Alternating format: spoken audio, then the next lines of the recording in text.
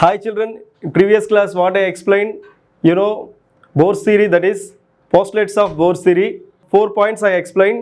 One more point I have to explain, that is angular momentum of an electron is equal to the integral multiple of h by 2 pi. Yes or no? Angular momentum of an electron is equal to the integral multiple of h by 2 pi. It is quantized. This is a one more point, that is the postulates of Bohr's theory, that is the angular momentum of an electron is equal to the integral multiple of h by 2 pi. That is angular momentum of an electron means what? mvr is equal to nh by 2 pi. Angular momentum of an electron is equal to the integral multiple of h by 2 pi. దీని అర్థం ఏంటి? ఏ రెండు orbitals యొక్క angular momentum ఎప్పుడు కూడా H by 2 పైకి ఈక్వల్గా ఉంటుంది. ఏంటి మీనింగ్ దాన్ని? ఏంటంటే ఒక ఆర్బిట్ తీసుకున్నాం, ఇది ఫస్ట్ ఆర్బిట్ అంటే n ఈజ్ ఈక్వల్ టు 1, ఇది సెకండ్ ఆర్బిట్, ఇది n is equal to 2. So mvr is equal to nh by 2 పై. అంటే first mvr is equal to nh by 2 pi means 1h by 2 pi. First orbit angular momentum. Second orbit angular momentum mvr is equal to 2h by 2 pi. 2h by 2 pi. mvr is equal to what? 1h by 2 pi. mvr is equal to what? 2h by 2 pi. This is the first orbit. This is the second orbit. First orbit యొక్క angular momentum 1h by 2 pi. Second orbit angular momentum 2h by 2 pi. ఈ రెండింటి యొక్క difference చూస్తే angular momentum of an electron is equal to second orbit minus first orbit, అంటే 2h by 2 pi minus 1h by 2 pi. ఇక్కడ LCM ఎంత? 2 pi. ఇప్పుడు ఇక్కడ 2h minus h, అవునా కదా?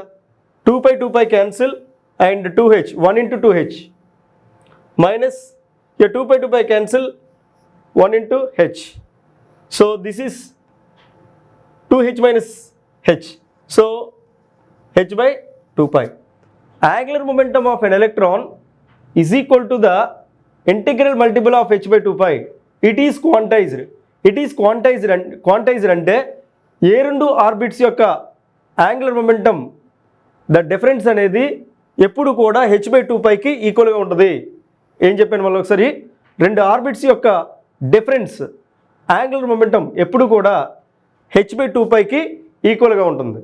So the difference between two orbits, the angular momentum is always h by 2 pi. That is called as quantised.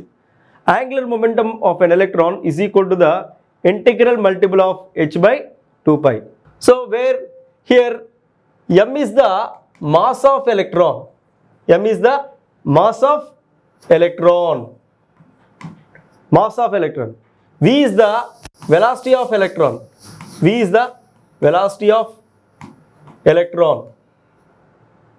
r is the radius of the orbit.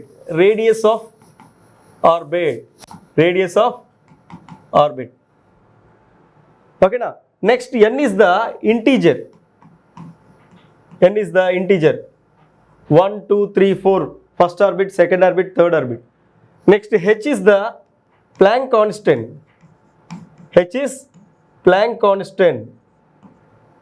Okay, next you know that is pi value, 22 by 7. So this is about the last postulate of the Bohr's theory. Angular momentum of an electron. So mvr is nothing but what? Angular momentum of an electron. Angular momentum of an electron is equal to the integral multiple of h by 2 pi. This is the fifth postulates of Bohr's theory. Previous class, first point I explained, second, third, fourth points I explained, and next this is about the last point. So these are the postulates of the Bohr's theory. So let us discuss about the demerits of the Bohr's theory. Demerits of the Bohr's theory. Demerits means limitations or drawbacks of the Bohr's theory. Drawbacks of the Bohr's theory. Let us discuss about the drawbacks of the Bohr's theory. So, what are the drawbacks or limitations? I am writing limitations, or you may call it as drawbacks.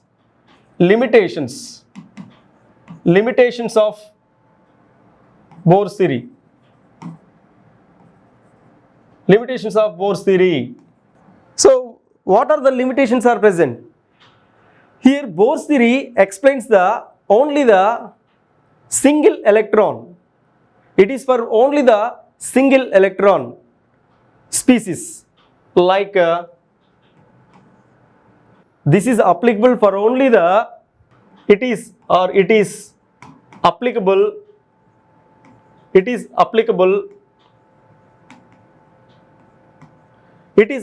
for only single electron. This is applicable for only single electron, like hydrogen. Hydrogen has single electron. And next He. He means 2 electrons. But if you remove 1 electron, that means plus will come. Yes or no? If you remove 1 electron, you will get plus. So helium atomic number 2, 2 electrons are there. If you remove 1 electron, it will show 1 positive. That means it has also 1 electron. Next, Li, lithium atomic number 3, it has 3 electrons. If you remove 2 electrons, then it will show plus 2.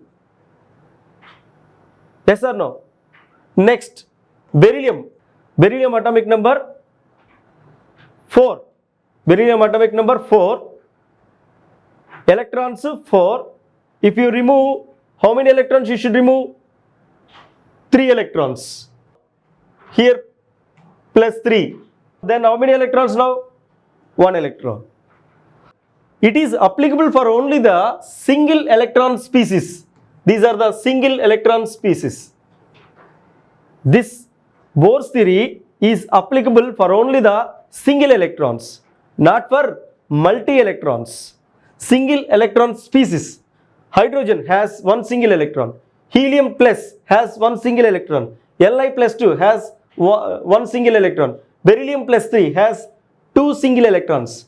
So it is applicable for only the single electrons, not for multi electrons. ఎప్పుడైనా సరే మనకు అందుకనే మీకు ఎప్పుడు కూడా atomic numbers తెలియాలని ఎందుకని ముందు నుంచి చెప్తూ ఉన్నాను. నేను ఇంతకు ముందు కూడా చెప్పాను, అటామిక్ నెంబర్స్ బాగా చదవాలి. అటామిక్ నెంబర్స్ చదివితేనే మనకి ఈ బోర్స్ థియరీ అనేది అర్థమవుతుంది. ఏదో సార్ చెప్పేశారని చెప్పేసి చదవకుండా అలా పెట్టేశారనుకోండి, ఈ కాన్సెప్ట్ మీకు అర్థం కాదు. అర్థమవుతుంది చిల్డ్రన్? సో అందుకనే మీరు కాన్సెప్ట్ నేను చెప్పింది ఎప్పటికప్పుడు చదివేస్తే ఇప్పుడు నేను చెప్పే లెసన్ అనేది నీకు అర్థమవుద్ది. అర్థమవుతుందా? Right. So it is applicable for only the single electron species like hydrogen, He plus, Li plus 2, beryllium plus 3. These are the species, single electron species, but not for multi-electrons, but not for multi-electron species.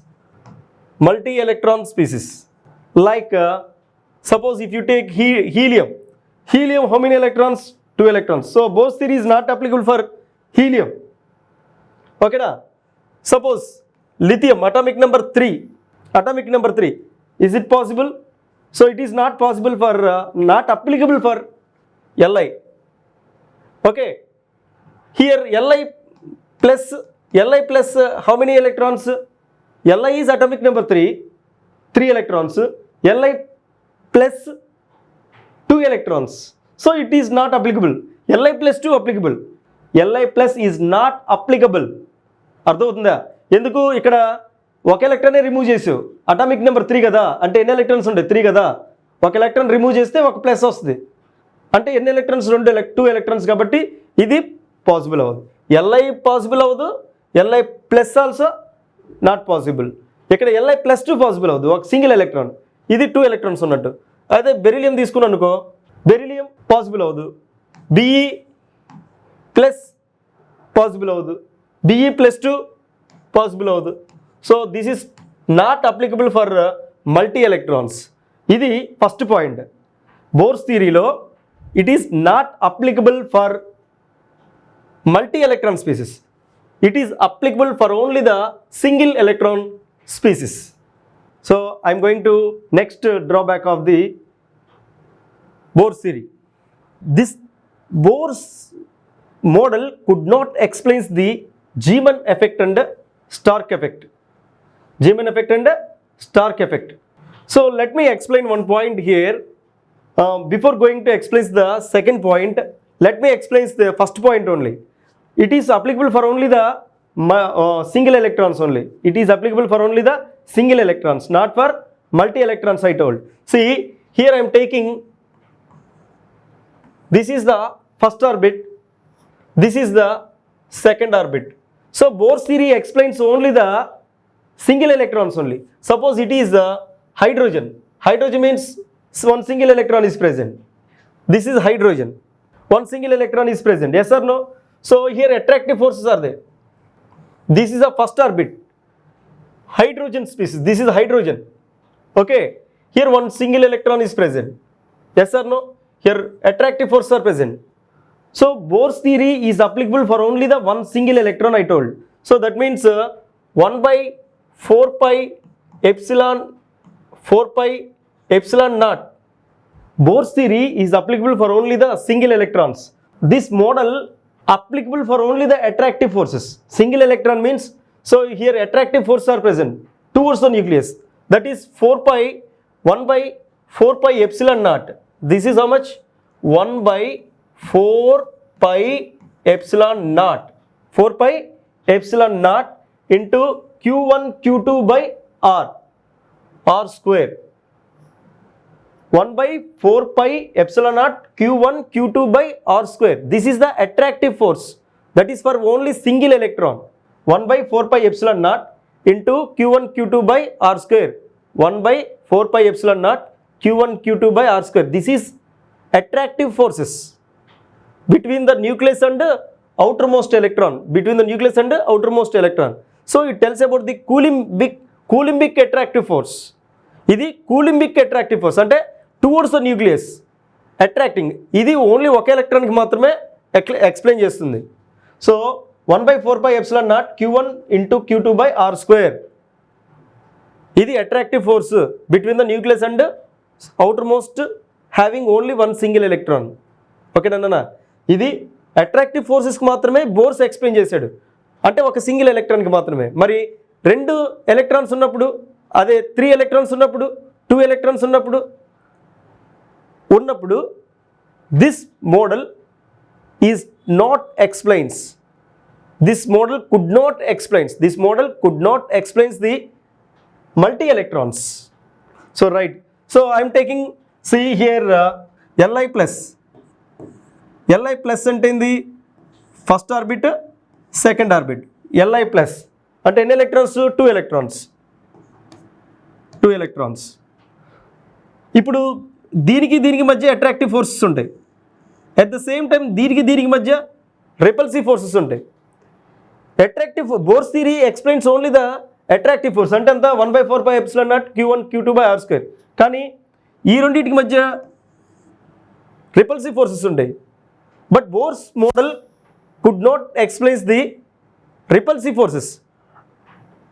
ఫోర్సెస్కి explain చేయలేదు. కానీ ఎందుకంటే ఇక్కడ attractive forces, ఇక్కడ repulsive forces, అప్పుడు net attraction అనేది decrease అయిపోద్ది.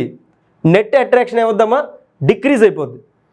ఇక్కడ ఉన్నటువంటి అట్రాక్షన్స్కి, ఇక్కడ ఉన్న రిపల్సివ్ ఫోర్సెస్కి టోటల్గా ఏమవుద్దంటే నెట్ అట్రాక్షన్ అనేది డిక్రీజ్ అవ్వడం వలన బోర్స్ అనే సైంటిస్ట్ దీనికి మల్టీ ఎలక్ట్రాన్స్కి ఈ మోడల్ ఎక్స్ప్లెయిన్ చేయలేదు. ఫస్ట్ పాయింటే ఎక్స్ప్లెయిన్ చేశాను ఇప్పటిదాకా. ఓకేనా? Right. Let's go to the second point. Bohr's theory is applicable for only the single electrons, for only the attractive forces between the nucleus and outermost electron, but not for multi electrons, because multi electrons repulsive forces are coming between the electrons. So then total attractive force, the total attractive forces, net attraction decreases. Because of that attraction decreases, this model could not explains the multi electrons. ఓకేనా, only attractive ఫోర్సెస్కి చెప్పింది, repulsive ఫోర్సెస్కి explain చేయలేదు కాబట్టి ఇది first point. So ఇది మన material లేదు, నేను యాడ్ చేస్తాను ఈ పాయింట్ని. Second point, this bores model is failed to explains the Zeeman effect and Stark effect. Second point, that is,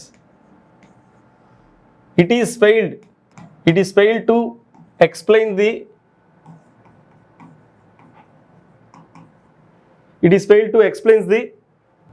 Zeeman effect, Stark effect. What is Zeeman effect and Stark effect? Zeeman effect.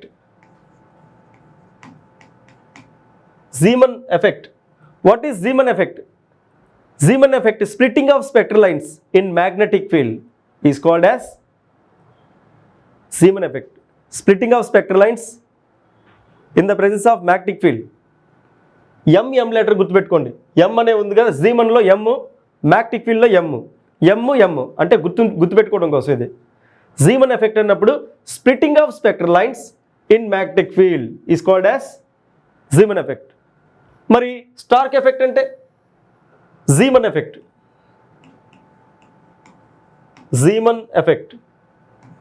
What is Zeeman effect? Splitting of spectral lines,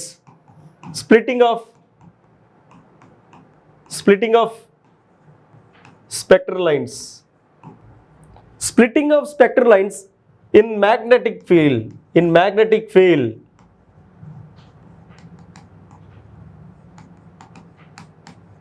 Splitting of spectral lines in magnetic field is called as Zeeman effect. Suppose if you take the one line, this line, if you use the magnetic field, this is north pole and south pole magnetic field. This line again splits into several lines. Here one line is there, this is the line, that means line spectrum, that is. This line, in the presence of magnetic field, this line split it into different lines. Splitting of lines in the presence of magnetic field, this line splits into different lines. Splitting of spectral lines in magnetic field is called as Zeeman effect. ఇది ఎందుకో చెప్పలేకపోయిందనమాట. Zeeman అనే scientist Zeeman ఎఫెక్ట్ని explain చేయలేదు. ఏది? Bores model. ఏంటిది? ఇక్కడ ఒక magnetic field పెట్టావు, నార్త్ పోల్ సౌత్ పోల్. ఈ లైన్ ఇక్కడ ఒక లైన్ అంటే ఇది స్పెక్ట్రమ్ నుంచి వస్తుంది. ఈ లైన్ ఎక్కడి నుంచి వస్తుంది అంటే స్పెక్ట్రమ్ నుంచి వస్తుంది. అది మళ్ళీ ఒకసారి నేను చెప్తాను. ఈ లైన్ అనేది డిఫరెంట్ లైన్స్గా స్ప్లిట్ అయిపోద్ది. మ్యాగ్నెటిక్ ఫీల్డ్ సమక్షంలో ఈ లైన్ అనేది డిఫరెంట్ లైన్స్గా స్ప్లిట్ అయిపోద్ది. ఇది ఎందుకు వస్తుంది అన్నది మన బోర్స్ మోడల్ ఎక్స్ప్లెయిన్ చేయలేదు. బోర్స్ అనే సైంటిస్ట్ ఎక్స్ప్లెయిన్ చేయలేదు. ఓన్లీ లైన్ స్పెక్ట్రమ్ వస్తుంది. ఆ లైన్ స్పెక్ట్రమ్ ఎలా వస్తుంది అనేది నేను చెప్తాను. సో లైన్ స్పెక్ట్రమ్ ఎలా వస్తుందంటే, ఇప్పుడు నీకు బోర్స్ థియరీ తీసుకుంటే ఫస్ట్ ఆర్బిట్ సెకండ్ ఆర్బిట్ తీసుకున్నాను.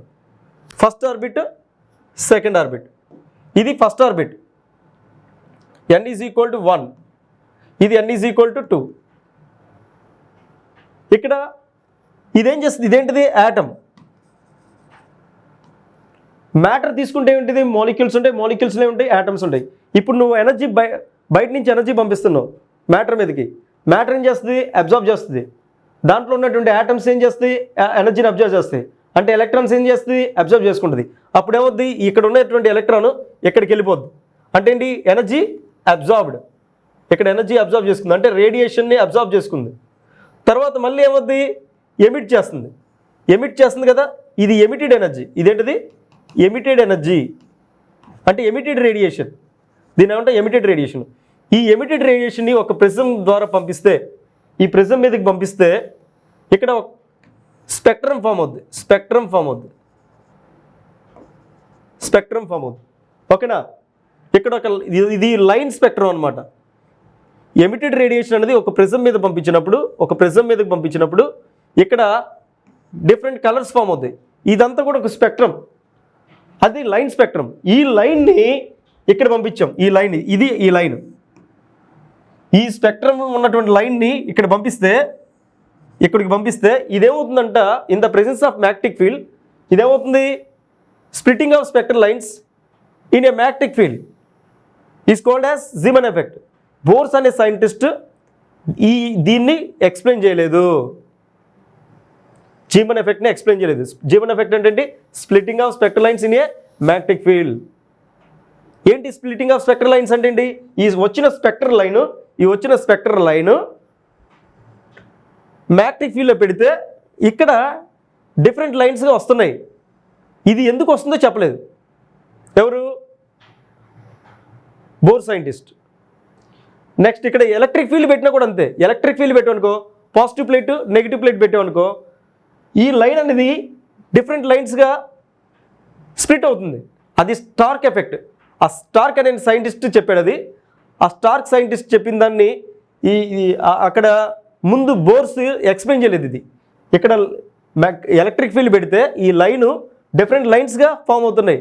అంటే పాజిటివ్ ప్లేట్ నెగిటివ్ ప్లేట్ ఉన్నటువంటి ఎలక్ట్రిక్ ఫీల్డ్ని ఇక్కడ మధ్యలో లైన్ పెడితే, ఈ స్పెక్ట్రమ్ లైన్ పెడితే ఇది లైన్ అనేది డిఫరెంట్ లైన్స్గా ఫామ్ అవుతుంది.